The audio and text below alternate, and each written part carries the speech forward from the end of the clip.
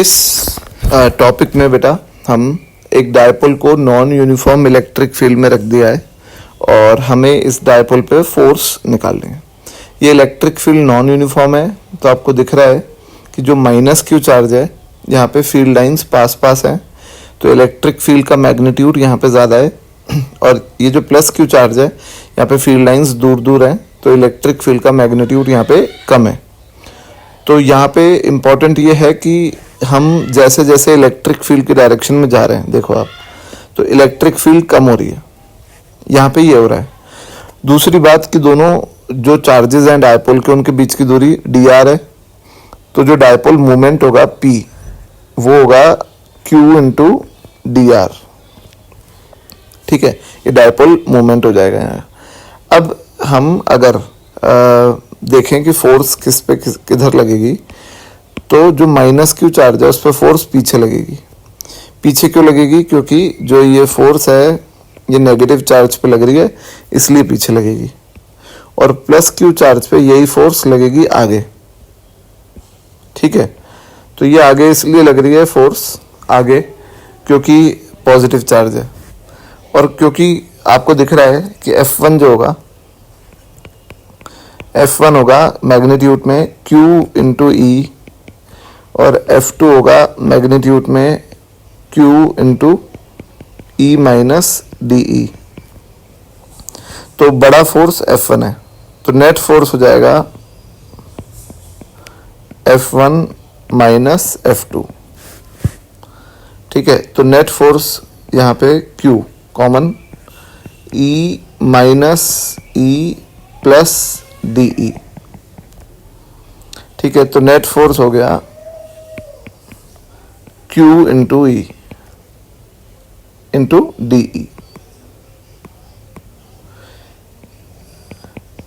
और यहां आप अगर डी आर से मल्टीप्लाई डिवाइड कर दोगे तो एफ नेट हो जाएगा Q D R into D E bye D R. Q D R हो जाएगा डायपोल मोमेंट पी, और ये हो जाएगा D E bye D R. अब बेटा इंपॉर्टेंट बात अब आती है कि डायपोल मूवमेंट आगे की तरफ है इलेक्ट्रिक फील्ड की डायरेक्शन में, और फोर्स पीछे लग रही है, नेट फोर्स पीछे लग रही है क्योंकि F1 F2 से बड़ा है। तो यहाँ आएगा एक माइनस साइन। ये माइनस से बता रहे कि F नेट P के अपोजिट है, क्योंकि D E bye D R यहाँ पे नेगेटिव है।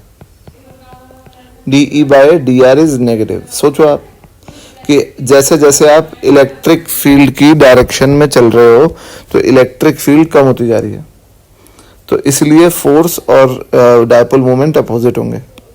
तो ये चीज़ मैं यहाँ पे लिख देता हूँ कि if D E bye D R जो है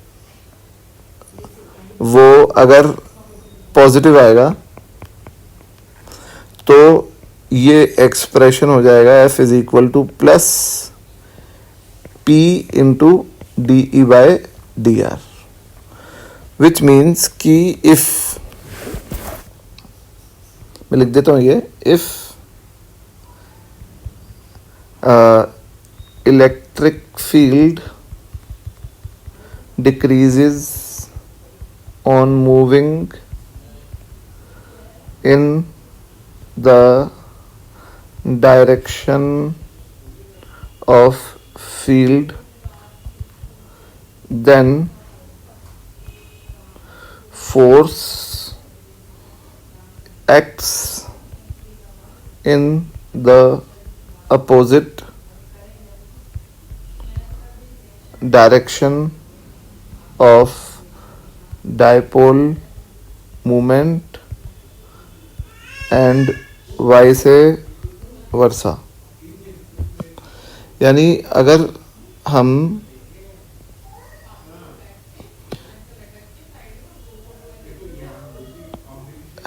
if electric field decreases in the on moving in the direction of field, then force acts in opposite direction of dipole movement and vice versa.